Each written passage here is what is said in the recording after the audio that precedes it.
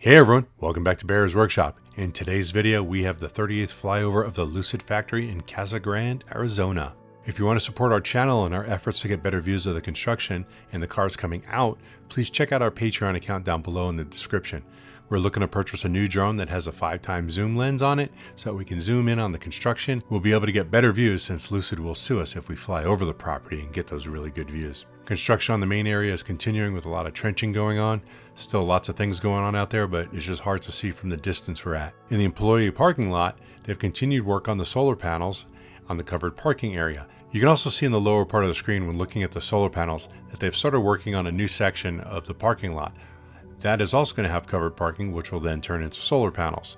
So they're definitely expanding on the solar panels. Just how much, we don't know yet. The grading continues on the north side where there'll be more parking lots and the stamping building and the building white building, like I've told you before. That's just more progression on that. Just moving dirt around like Warren would say. News on production, we saw 10 cars in the waiting area, and over by the building it looks like there are another 5 cars in the shadows.